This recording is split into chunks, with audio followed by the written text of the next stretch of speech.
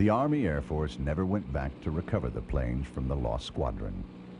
Decades of ice and snow blew across the tundra of the Greenland ice cap and encased the bombers and fighters in a glacier hundreds of feet below the surface. For nearly half a century, the airmen would continue to tell their stories, but their planes were believed lost forever, trapped in one of the world's most unforgiving climates. Treasure hunters and World War II enthusiasts were intrigued by the possibility of recovering the planes, since they were almost new when abandoned on the ice cap. In 1983, the aircraft were located by radar. And they had originally thought that these planes would be sitting there on the surface, and they simply clear the snow off and fly them out. But as it turned out, they were 263 feet below the surface of the Greenland ice cap. In 1990, a group known as the Greenland Expedition Society melted down to a B-17, hoping to pull the bomber out of the ice, but the plane was too crushed to salvage. 2 years later, a new expedition was financed by Kentucky businessman Roy Schaffner. It was the 13th and final mission to rescue a plane from the Lost Squadron. This time, the goal was to recover a P-38.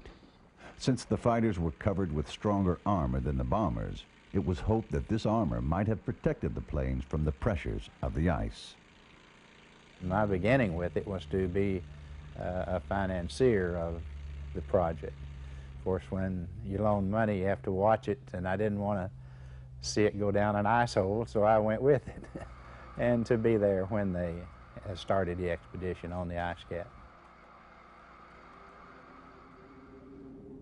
We did camp out in tents, and there was a lot of wind and a lot of snow, and we did put down a piece of plywood as a floor and attached our tent to it, and there were times when the wind raised them up and let them back down, and when you get into a 50, 60, 70 knot situation, you were subject to be blown away with the tent.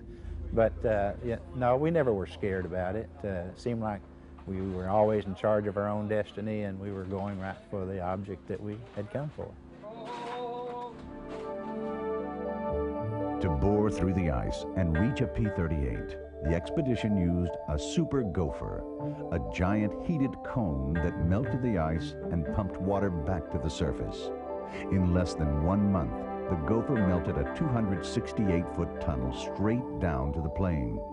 Hot water hoses were then used to melt an under-ice cave that revealed a surprisingly intact fork-tailed devil, the one Harry Smith feathered in to save the propellers.